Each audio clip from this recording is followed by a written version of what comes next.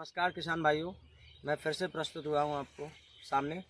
मक्का की फसल पर हम इस बार चर्चा करेंगे और मक्का की फसल को लेकर कई हमारे किसान भाइयों की समस्याएं आ रही हैं कि वो अपनी मक्का की फसल में एक बार, दो बार या यहाँ तक कि 3 बार तक का कीटनाशक का स्प्रे कर चुके हैं और फिर भी उनके खेत में कीटनाशक का पूरी तरह से दुष्प्रभाव और फैलाव पूरी तरह से बढ़ रहा है।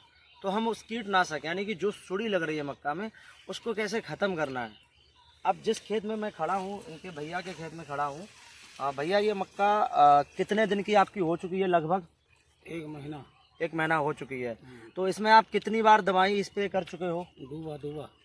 हाँ, भैया का कहना है कि हम इसमें 2 बार दवाई का स्प्रे कर चुके हैं और फिर भी अगर हम पौधे को देखेंगे पास से अगर हम पौधा देखते हैं तो अभी भी इसमें कीड़े की शिकायत है। जैसे कि अब आप इस पौधे को देख सकते हो, तो इस पौधे के पत्ते किस तरह से हो रहे हैं। और भी मैं पौधे दिखाना चाहता हूँ। और भी आप पौधे देखिए, तो आप इसमें देख रहे हो, इसमें अभी भी सुड़ी की शिकायत है। तो अब हम इस विषय पर बात करना चाहते हैं कि हमारे किसान भाई दवाइयाँ तो यूज कर रहे हैं और किस तरह से दवाइयाँ यूज कर रहे हैं और क्या दवाइयाँ यूज कर रहे हैं, एक्चुअली में पता ही नहीं है कि हमें यूज करना क्या है। हम मार्केट में जाते हैं और हमें दुकानदार जो दे देता है, हम उन दवाइयों का स्प्रे करते हैं। जनरली यही होता है चाचा, हम लोग दवाइयों का प्रयोग करते हैं। आपने पूरी तरीके से मेहनत की और हम लोग जनरली उसका पूरा सही तरीके से मेहनत करने के बाद भी हमारी जब परिणाम पूरा नहीं मिलता है तो हमें उस चीज़ का दुख भी होता है और हमारी फसल की ग्रोथ भी रुक जाती है। अभी ये मक्का तकरीबन 1 महीने की हो चुकी है और इसमें कीटनाशक की समस्या है। 2 बार स्प्रे कर चुके हैं। तो अब हम इसको कैसे ख़त्म करेंगे, हम इस विषय पर बात करेंगे। तो यहाँ पे अभी क्या मौसम के हिसाब से दवाइयों का प्रकोप, मतलब किस तरह से दवाइयाँ यूज़ करनी है, कितना मौसम अभी क्या है, थोड़ा सा मौसम में ह्यूमिडिटी होने लगी है, गर्मी पड़ने लगी है। तो अब हमको थोड़ा टेक्निकल चेंज करना पड़ेगा। जो दवाइयाँ हम प्रयोग कर रहे हैं उनमें थोड़ा सा हमें बदलना पड़ेगा और 3 तरह के हमें दवाइयाँ चलानी पड़ेंगी, जिस तरह से हमारी ये सुड़ी जो मक्का में लग रही है उसको पूरी तरह से नष्ट किया जाए। हम उसी विषय पर हम आपको बताएंगे और इसका हम डेमो भी आपके खेत में लगवाएंगे और तब आप उसका हमें रिजल्ट भी बताओगे। हम इसका पहले भी डेमो लगवा चुके हैं और इसका बहुत अच्छा रिजल्ट आया है। और हम जिन दवाइयों पे बात करना शुरू करेंगे उन दवाइयों के बारे में भी हम आपको पूरी तरीके से सही डिटेल बताएंगे कि किस तरीके से उसका प्रयोग करना है और किस समय स्प्रे करना है। उन दवाइयों को लेकर हम बात करने वाले हैं। दवाइयाँ हैं मेरे पास अभी जो हम यूज़ करवाएंगे इस खेत में। अभी भैया ने जो भी स्प्रे किया हो खेत में, मुझे नहीं पता इन्होंने कौन सी दवाई का स्प्रे किया या किस तरह से किया, और कुछ सुंडी इनकी मरी हैं, कुछ सुंडी रह जाती हैं। जनरली ये होता है कि हम स्प्रे करते हैं और हमारा कीटनाशक, कई बार हमें लगता है कि हमारी सुंडी ख़त्म हो गई। जो पौधे की किल्ली पे जाके सुंडी लगती है तो हमें लगता है कि हमारी सुंडी ख़त्म हो गई, पर सुंडी ख़त्म तो हो जाती हैं, कुछ सुंडियाँ रह जाती हैं जिनके अंडे रह जाते हैं। और जब वो अंडे से जब वो सुड़ियाँ दोबारा निकलना शुरू होती हैं तो फिर से हमारे खेत में सुड़ी की समस्या हो जाती है। और यही आपके खेत में इस समय पोजीशन है कि आपने 2 बार स्प्रे किया, पूरी तरीके से मेहनत भी की और फिर भी पूरा रिजल्ट नहीं आया।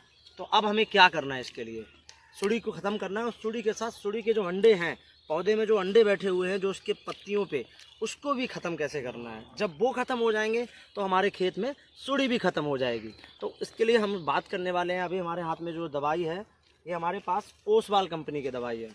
इसमें बेंजो है, इसमें जो बेंजो नाम है इसका, और ये इमावेक्टिन बेनोजेट 5% ईजी है। ये टेक्निकल बहुत अच्छा टेक्निकल है।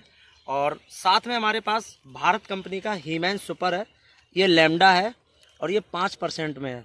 अब ये 2 टेक्निकल हम यूज करेंगे। साथ में हमारे पास एक स्टिकर भी है, स्टिकर भी हम यूज करेंगे, वो भी मेरे साथ है। और किस तरह से प्रयोग करना है हम उसको भी आपको बताएंगे। इसका जो एक्चुअल डोज है वो हम डिस्कस करने वाले हैं।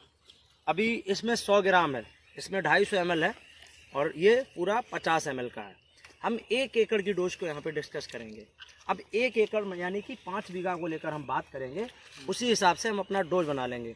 अब 5 बीघा में हमें क्या करना है, ये 100 ग्राम का हमारा इमावेक्टिन बेंजो 5%, ये हमारा ओसवाल कंपनी का है। हमें साथ में लेमडा भी लगाना है और लेमडा जो होना चाहिए हमारा 4.9 और 5% दोनों ही चल जाएगा, ये भारत कंपनी का है। और साथ में हमारा स्टिकर भी है। अब मैं इन तीनों चीज़ों के बारे में आपको डिस्कशन करूँगा। पकड़िए, मैं आपको इन तीनों चीज़ों के बारे में बताता हूँ। सबसे पहले डिस्कस करते हैं इसके बारे में।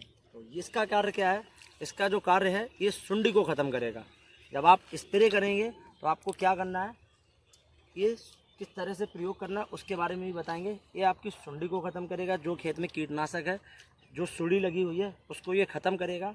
और लेमडा का काम क्या है कि कीटनाशक को तो आपको ख़त्म करेगा ही, साथ में जो सुंडी के अंडे हैं उनको ये फाड़ेगा और उनको भी ख़त्म कर देगा। जब हमारे अंडे ख़त्म हो जाएंगे तो हमारे खेत में कीटनाशक की समस्या ख़त्म हो जाएगी। और ये है हमारे साथ में स्टिकर। अब स्टिकर का कार्य क्या है, स्टिकर इन्हीं दवाइयों में मिलाकर इसका स्प्रे किया जाता है। स्टिकर का काम होता है, सपोज आपने दवा स्प्रे की तो दवा जब आप स्प्रे करते हैं तो ये पत्तियों पे दवा आ जाती है। अब आपने दवा स्प्रे की तो पत्ती पे दवा, यहाँ पे दवा लग गई। अब अगर यहाँ पे जो सुंडी है, पीछे सुंडी है, इसको कौन ख़त्म करेगा? आप ऐसा तो नहीं है ना कि टंकी नीचे से स्प्रे करके करोगे। तो इस बेस पे हमारा स्टिकर काम करता है। ये अंतर प्रवाही होता है। ये क्या करेगा, पौधे के पत्ती के नीचे भी दवाई को जाके रिस कर पहुँचाता है और जो कीटनाशक होता है उसको भी ख़त्म करेगा। अब हमको कैसे यूज करना है इसके बारे में हम आपसे डिस्कस कर लेते हैं। इसका यूज करना है 1 एकड़ के लिए। ये 250 ml का लेमडा है, भारत कंपनी का हीमैन, और इसमें 100 ग्राम इमावैक्टिन बेंजो है 5%, ठीक है। और ये हमारा स्टिकर है। अब इसको हमको क्या करना है, इसका घोल तैयार करना है, यानी कि 5 बीघा, यानी कि आपको 10 गिलास घोल तैयार करना है। इसको और इसको, इन तीनों को पकड़िए। इसको आपको क्या करना है, इन तीनों चीज़ों को एक बकेट यानी एक बाल्टी में लेना है। इन तीनों चीज़ों को खोलना है और 3 चीज़ खोलने के बाद ऊपर से आपको 10 गिलास इसमें पानी डालना है। और 10 गिलास पानी डालने के बाद आपका टोटल 10 गिलास घोल तैयार हो जाएगा।